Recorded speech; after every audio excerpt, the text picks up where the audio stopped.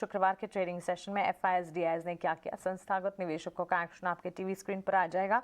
FIS की बिकवाली जो है अब भी आप देखेंगे जरूर, लेकिन जो सेलिंग इंटेंसिटी है वो लगातार कम होते हुए दिख रही है। आपने देखा भी होगा पिछले हफ्ते एक सेशन ऐसा भी रहा जहां पर एफआईएस ने खरीदारी भी कर दिखाई थी, तो क्लियरली एक पॉजिटिव सेंटिमेंट नजर आ रहा है। अब भी बिकवाली के आंकड़े जरूर दिख रहे, लेकिन सेलिंग इंटेंसिटी जो है वो धीरे धीरे कम कर रहे हैं। 109 करोड़ की बिकवाली कैश मार्केट में एफआईएस की तरफ से आती हुई दिखी है। हालांकि डीआईएस ने 35 करोड़ की खरीदारी कैश मार्केट में की है। वायदा बाजार की अगर बात करें, इंडेक्स फ्यूचर्स में 743 करोड़ की खरीदारी होती हुई दिखी एफआईएस की तरफ से, और इंडेक्स ऑप्शंस में 1040 करोड़ के करीब की यहां पर बिकवाली एफआईएस ने इंडेक्स ऑप्शंस में कर दिखाई है। तो क्लियरली कैश मार्केट और इंडेक्स ऑप्शंस में एफआईएस की बिकवाली के आंकड़े हैं। कैश मार्केट में डीआईएस ने खरीदारी की है और इंडेक्स फ्यूचर्स में एफआईएस की तरफ से खरीदारी यहां पर आती हुई नजर आई है। चलिए आगे बढ़ते हैं और भारतीय बाजार के लिए आज का सेशन कैसा दिख सकता है। शुरुआत में स्ट्रैटेजी आपको क्या अपनानी चाहिए, स्टॉक स्पेसिफिक मूव्स कहां पर दिखेंगे, ये समझ लेते हैं। बताने के लिए हमारे साथ रैली गियर ब्रोकिंग के अजीत मिश्रा जुड़ गए हैं। अजीत, गुड मॉर्निंग, स्वागत है आपका 18 आवर स्वदेश पर। भारतीय बाजार में पिछला हफ्ता पूरा एक्शन पैक दिखा। आज के लिए फिलहाल शुरुआती संकेत विदेशी बाजार से मिले जुले नजर आ रहे हैं। क्या लगता है आज शुरुआत डोमेस्टिक मार्केट्स की कैसी होगी, कौन से लेवल्स इंपॉर्टेंट होंगे जिस पर नजर रखनी चाहिए? Good morning. मानसिक 2-3 चीजें इंपॉर्टेंट रहेंगे। पहले तो हम देखेंगे कि टीसीएस के आएगा तो शुरुआत ग्लोबल करेंगे कोई सेटअप तो इनिशियल जो बात तरीके से रहता है मार्केट इंडिकेशन पॉजिटिविटी की है, जो रिस्पॉन्स है मार्केट में एक्सटेंड करता हुआ दिख सकता है। तो जब तक ठीक है, अजीत के साथ संपर्क हमारा ठीक से जुड़ नहीं पाया, तकनीकी दिक्कतें हैं, लेकिन इस बीच उनका नज़रिया जो है वो आप तक पहुंचा देते हैं हम। एक तो देखिए अर्निंग सीजन की शुरुआत होती हुई दिख रही है, तो अजीत हमें यही कह रहे थे कि टीसीएस के नंबर्स के बाद जो इम्पैक्ट नज़र आता है उस पर ज़रूर फोकस कीजिएगा। खास तौर से टीसीएस के नंबर्स फ्राइडे सेशन में पोस्ट मार्केट आते हुए दिखे और वीकेंड के दौरान एवेन्यू सुपरमार्ट्स के भी नंबर आए। ठीक है, उन नंबर्स का भी करेंगे, लेकिन अजीत फिर हमारे साथ जुड़ गए हैं। जी अजीत, अपनी बात पूरी कीजिए। अजीत, अगर आप मेरी आवाज सुन पा रहे हैं, बताएं स्ट्रैटेजी क्या होगी आज के लिए। जी मैम, तो मान लीजिए जैसा कि मैं बोल रहा था कि मार्केट पिछले 3 हफ्ते से रिकवरी दिखा रहे हैं और अब क्योंकि अर्निंग सीजन की शुरुआत हो गई है तो वो फोकस में रहेगा। जैसे कि पोस्ट मार्केट टीसीएस और डीमार्ट के नंबर आए तो उस पर रिएक्शन रहेगा मार्केट का। बट ओवरऑल इंडिकेशंस की अगर बात करें तो वो पॉजिटिव साइड पे ज्यादा दिख रहे हैं और 15,900 से लेकर 16,050 ये जोन एक इम्पॉर्टेंट सपोर्ट की तरह करेगा अगर मार्केट में थोड़ा बहुत प्रॉफिट टेकिंग आता है, जो कि लाजमी है कि थोड़ा कंसोलिडेशन आना थोड़ा सा बनता है, जिस तरीके से हमने तेजी ऑलरेडी देखी है। बट टोन पॉजिटिव साइड पे रहेगा और 16,300 से लेकर 16,500 तक के लेवल्स एंटिसिपेटेड है कि निफ्टी में देखने को मिल सकते हैं।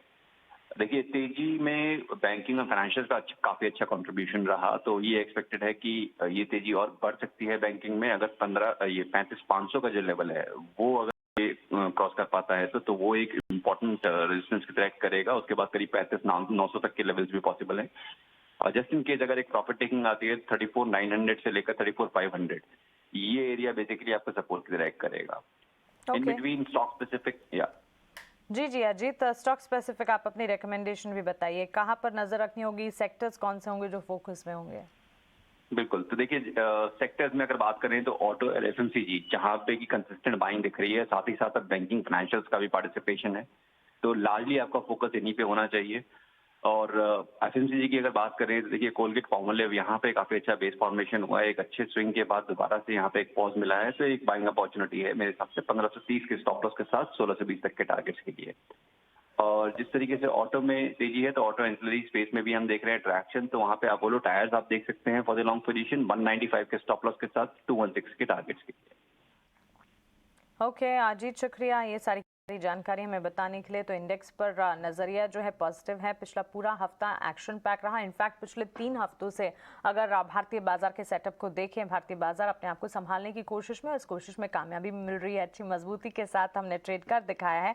और ऐसे में अगर इंडेक्स स्पेसिफिक चार्ट देखेंगे, गिरावट में अभी खरीदारी के मौके बनते हुए दिख रहे हैं। अजीत की तरफ से स्ट्रैटेजी भी निफ्टी और बैंक निफ्टी पर बाय ऑन डिप्स की ही नजर आ रही है। Stock specific momentum FMCG play में हमने देखा, लगातार एफएमसीजी FMCG स्टॉक्स जो हैं, कई सारी खबरें हैं जिसके चलते FMCG इंडेक्स भी जो है मजबूती दिखा रहा है। कोलगेट पामोलिव कोलपाल पर खरीदारी की राय, 1620 के टारगेट्स को मानकर चलें, 1530 का आपको यहाँ पर एक स्टॉप लॉस लगाना होगा। और साथ ही Apollo Tyres, of course automobile space के नंबर्स लगातार आ रहे हैं, चिप शॉर्टेज की कमियां खत्म हो रही हैं, सप्लाई पार्ट्स को लेकर जो कमियां थी वो खत्म हो रही हैं, और एक एक कर अब न्यू लॉन्चेस भी आ रहे हैं जिसके चलते ऑटोमोबाइल स्पेस फोकस में, और इसके साथ ही कनेक्टिंग स्पेसेस जैसे टायर, बेयरिंग, ये भी फोकस में है। अजीत की तरफ से अपोलो टायर्स पर खरीदारी की राय, 216 के टारगेट्स, 195 का स्टॉप लॉस। चलिए आगे बढ़ते हैं और खबरों वाले शेयर्स समझते हैं। और अब खबरों वाले शेयर्स में एडिशन भी होता दिखेगा क्योंकि Q1 FY23 के रिजल्ट्स जो आना शुरू हो चुके हैं। नतीजे कौन से हैं? गुड मॉर्निंग शरद, वहां से शुरुआत कीजिए, उसके बाद बताएं बिजनेस अपडेट्स पर क्या रुख है, उसके बाद खबरें आपसे जानेंगे। जी बिल्कुल, तो सबसे पहले TCS फोकस में रहने वाला, और ओवरऑल अगर नतीजे की बात करें तो अनुमान से जो है कम आए हैं नतीजे। आपका सिर्फ रुपी जो रेवेन्यू है वो इनलाइन आया था, लेकिन बाकी सारे जो फैक्टर्स हैं आपके इनलाइन के, मार्जिन्स के लेके, फिर आप कह सकते हैं EBITDA के नंबर्स, ये सारे नंबर्स जो हैं एस्टिमेट्स के बिलो आए हैं। Margins of course multi year low पे है, लेकिन जो इम्पैक्ट आई है मार्जिन की वो दो कारण से आई है। वेज हाइक और सब कॉन्ट्रैक्टिंग कॉस्ट जो होती है उसके कारण जो है मार्जिन्स में देखने मिले। डील्स भी थोड़ी सी जो है मॉडरेट हुई है, लगभग $8.2 बिलियन का डील आया है, अनुमान लगभग $9 to 10 बिलियन का था। एट्रिशन लेवल्स भी बढ़े हैं, 250 बेसिस पॉइंट्स को बढ़ के 20% ऑलमोस्ट हुए। और इम्पॉर्टेंट बात है कि ब्रोकरेजेस ओवरऑल जो है ना FY23 की EPS लगभग 4.0 से लेके 4% तक जो है गिरा दिए हैं। हेड काउंट एडिशन भी थोड़ी स्लो डाउन देखने मिली, तो ओवरऑल एक नेगेटिव व्यू रहा है। इवन ब्रोकरेजेस की भी बात करें तो यहाँ पे वो अंडरवेट कहा गया है, और जो टारगेट है वो लगभग 2800 रुपये प्रति शेयर का देखा गया है। नोमुरा ने भी जो है मेंटेन रिड्यूस रखा है, टारगेट 2910 रुपीज़ प्रति शेयर। गोल्डमैन ने हालांकि मेंटेन बाई रखा है 3678 रुपीज़ प्रति शेयर पे। जेफरीज की बात करें तो यहाँ पे भी जो है मेंटेन होल्ड करके रखा है 3140 रुपीज़ पर शेयर, और UBS में जो है मेंटेन न्यूट्रल करके रखा है 3570 रुपीज़ प्रति शेयर पे। ये तो आपका अहम अर्निंग्स हुआ TCS का, लेकिन दूसरा अर्निंग्स जो है फोकस में रहेगा वो है Avenue Supermarts. Strong operational numbers देखने मिले हैं, रेवेन्यू इनलाइन है, लेकिन पैट, EBITDA और मार्जिन्स ये अनुमान से बेहतर आए हैं। आंकड़ों की अगर बात करें तो मार्जिन्स में लगभग 10.3% का ग्रोथ देखने मिला है। 10 नए स्टोर्स भी पहले तिमाही FY23 में आए हैं। अब पहली तिमाही की अपडेट्स के बारे में बात करें तो बजाज फिनसर्व का अपडेट में देखिए, gross direct premium Bajaj alliance general insurance का जून के महीने के लिए 930 करोड़ का ऑलमोस्ट है। बजाज अलायंस की जो लाइफ इंश्योरेंस है वहाँ पे 1259 करोड़ का जो है न्यू बिजनेस आया है। बंधन बैंक के अगर लोन एडवांसेस की बात करें तो शानदार मूवमेंट देखने मिला, लगभग 20% year on year basis growth. Retail deposits में भी 15% का ग्रोथ देखने मिला, और कासा रेशियो में जो है हल्की इंप्रूवमेंट हुई है, लगभग 30 बेसिस पॉइंट्स की। कर्नाटक बैंक भी फोकस में रहेगा, जहाँ पे ग्रॉस एडवांसेस जो है अच्छी मूव की है, और कोर डिपॉजिट्स में भी जो है एक अच्छा ग्रोथ मोमेंटम देखने मिला है। ओके शरद, तो ये तो Q1 अपडेट्स और साथ ही रिजल्ट्स की बात रही। TCS एवेन्यू सुपरमार्ट पर फोकस भी रहेगा, रिजल्ट के बाद इम्पैक्ट क्या आता है, लेकिन खबरें कौन सी हैं जिस पर हमें नजर रखनी चाहिए वो भी बताएं। जी बिल्कुल, तो फोकस में जो है सबसे पहले HDFC रहने वाला है। अब यहाँ पे जो है कंपनी को PFRDA से अप्रूवल आ गई HDFC बैंक के मर्जर के साथ। ऑलरेडी एक्सचेंजेस और RBI की अप्रूवल ऑलरेडी आ चुकी है, तो लगभग 12 से लेकर 18 महीना तक ये प्रोसेस जो है कंप्लीट होगा। AU small finance bank focus में रहेगा। यहाँ पे बोर्ड की जुलाई 19 को मीट है, जहाँ पे QIP फंड रेजिंग को जुटाने की जो है योजना होगी। IRB इंफ्रा के ग्रॉस टोल कलेक्शन 4 महीने के ग्रोथ के बाद अब जो है थोड़ी स्लो डाउन हुई है, मंथ ऑन मंथ बेसिस पे 4% का गिरावट देखने मिला है।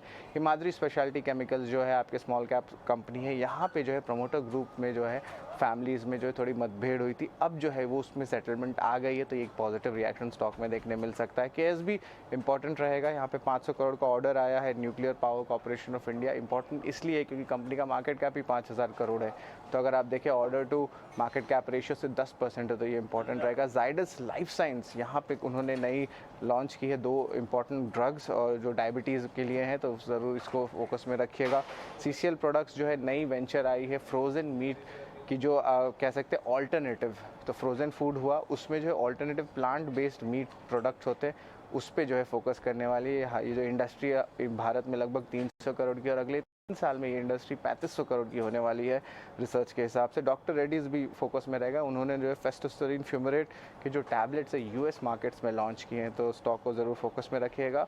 स्मॉल कैप्स जैसे मार्कनसांस फार्मा फोकस में रहेगा, और कंपनी ने जो है बायबैक का जो अप्रूवल दे दिया, 60 करोड़ का ओपन मार्केट रूट रहेगा, और लगभग जो बाईबैक प्राइस है 60 रुपये प्रति शेयर रहने वाला है। और आखिरी स्टॉक हमारा सेंस में रहेगा वो है इंसेक्टिसाइड्स इंडिया। यहाँ पे गवर्नमेंट ऑफ इंडिया जो है उनको पेटेंट मिल चुकी है एक नई इन्वेंशन के लिए जो आपके नोवल फंगिसाइडल कंपाउंड्स के ऊपर रहने वाली है। बिल्कुल शरद, बहुत शुक्रिया ये सारी की सारी खबरें, रिजल्ट और Q1 अपडेट्स सब कुछ हमें बताने के लिए। तो क्लियरली बैंकिंग स्पेस है जो कि Q1 अपडेट के तौर पर फोकस में रहेगा। एवेन्यू सुपरमार्ट और TCS जैसी कंपनियों के नतीजे आते हुए दिखे हैं तो इसके नंबर्स का स्टॉक रिएक्शन क्या आता है इस पर नजर रहेगी और ढेर सारी खबरें हैं जिस पर हमें फोकस करना है। लेकिन इन तमाम के साथ ब्रोकरेज हाउसेस की रिपोर्ट्स भी हैं जिस पर हमें नजर रखनी होगी और ये लेकर वामाक्षी हर रोज की तरह हमारे साथ जुड़ गई हैं। गुड मॉर्निंग वामाक्षी, बताएं ब्रोकरेज रिपोर्ट्स कौन सी हमारे पास? Good morning Mansi. शुरुआत करते हैं हम टाटा पावर से। तो मॉर्गन स्टैनली ने टाटा पावर पर अंडर परफॉर्म की राय को बरकरार रखा, लक्ष्य रखा 175 प्रति शेयर का। 2030 तक 20 गीगावाट से अधिक रिन्यूएबल कैपेसिटी का टारगेट कर रहे हैं और इसी के चलते अगले 5 साल में मेजर केपेक्स अनाउंस करने वाले हैं क्लीन एनर्जी के तरफ। और इसी के चलते मॉर्गन स्टैनली ने टाटा पावर पर अंडर परफॉर्म की राय को बरकरार रखा। इसके अलावा HSBC ने इंडस्ट्रियल्स पर अपनी राय दी है। उन्होंने siemens India, ABB India, Cummins India पर होल्ड की राय को बरकरार रखा है। सीमेंस के लिए उनका टारगेट प्राइस है 2250 प्रति शेयर का और ABB इंडिया के लिए वो है 2270 प्रति शेयर। उनके मुताबिक जून क्वार्टर के अर्निंग्स काफ़ी मजबूत रहने की उम्मीद है और काफ़ी मल्टीपल सेक्टर्स है जो अपनी फ्रेश केपेक्स साइकिल्स की शुरुआत कर रहा है, जिसके चलते उन्होंने सीमेंस इंडिया, ABB इंडिया और कमिंस इंडिया पर होल्ड की बरकरार रखा। फोकस करेगा L&T पर। मॉर्गन स्टैनली ने ओवरवेट की राय को बरकरार रखा, लक्ष्य रखा 1848 प्रति शेयर का। स्टील प्राइसेस के करेक्शन के चलते मार्जिन्स में सुधार नजर आ सकता है। L&T का बैकलॉग का 1/3 हिस्सा फिक्स प्राइस कॉन्ट्रैक्ट के बेसिस पर है और स्टील प्राइस अगर बढ़े तो इस पर मार्जिन्स का रिस्क हो सकता है और इसी के चलते मॉर्गन स्टैनली ने L&T पर ओवरवेट की राय को बरकरार रखी। जेफरीज ने बंधन बैंक पर खरीदारी की राय को बरकरार रखा, लक्ष्य रखा 430 प्रति शेयर का। बंधन बैंक की जो कलेक्शन एफिशिएंसी है उसमें करीब 200 बेसिस पॉइंट्स की गिरावट नजर आई और वो अब है 97% जून 22 में।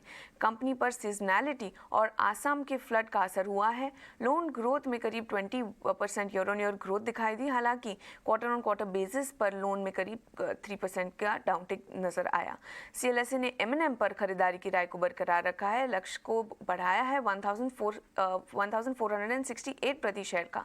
SUV कारोबार जो वैल्यूएशंस है वो बढ़े हैं और CLSA के मुताबिक M&M उनका टॉप पिक है ये सेक्टर में। JP मॉर्गन ने भी M&M पर अपनी राय दी है। उन्होंने ओवरवेट की राय को बरकरार रखी, लक्ष्य रखा 1350 प्रति शेयर का। EV का फंड रेज इलेक्ट्रिफिकेशन के लिए काफ़ी एक पॉजिटिव ट्रिगर है। JP मॉर्गन के लिए भी M&M टॉप पिक है इंडियन ऑटो स्पेस में और लोअर कमोडिटी प्राइस के चलते उन्होंने अपने EPS अनुमान को बढ़ाया है करीब 5 से 8% तक। इसके अलावा फोकस करेगा डीमार्ट पर। ICICI सिक्योरिटीज ने डाउनग्रेड कर दिया है रेटिंग को, खरीदारी की राय से ऐड की राय दी है और लक्ष्य को रखा है 4200 प्रति शेयर का। हाल ही में हुआ एक्सपेंशन का इम्पैक्ट देखना अभी भी बाकी है। नए स्टोर के एडिशंस के चलते रेवेन्यू ग्रोथ हो सकता है और EBITDA margins pre Covid level पर आ चुके हैं। फोकस करेगा इंडिगो पर। क्रेडिट स्विस ने इंडिगो पर आउट परफॉर्म की राय को बरकरार रखा है, लक्ष्य रखा है 2200 प्रति शेयर का। जुलाई में यील्ड्स में मजबूती नजर आई है। गिरते क्रूड के दाम से प्रॉफिटेबिलिटी पर भी फायदा हो सकता है और जो लोड फैक्टर्स है वो पहले तिमाही में इंप्रूव हो सकते हैं और इसी के चलते क्रेडिट स्विस ने इंडिगो पर आउट परफॉर्म की राय को बरकरार रखा। और आखिर में फोकस करेगा NBFC शेयरों पर। मॉर्गन स्टैनली ने रिपोर्ट बनाई है और उनके अनुसार जो ईयर ऑन ईयर रिजल्ट्स है वो काफ़ी मजबूत आ सकते हैं, हालांकि क्वार्टर ऑन क्वार्टर के ट्रेंड्स भी मजबूत हो सकते हैं। रेवेन्यू ग्रोथ आउटलुक पर होगा फोकस और इनके टॉप पिक्स है SBI life, SBI cards, Bajaj finance और M&M फाइनेंशियल सर्विसेज। ओके वामाक्षी, ढेर सारी ब्रोकरेज रिपोर्ट्स आज सुबह सुबह कोलेट करके ले आई हैं। शुक्रिया वामाक्षी ये सारी रिपोर्ट्स हमें बताने के लिए। इन ब्रोकरेजेस पर भी फोकस रहेगा और इनसे जुड़े जो भी अपडेट्स हमारे पास आएंगे वो हम आप तक जरूर पहुंचाते रहेंगे। लेकिन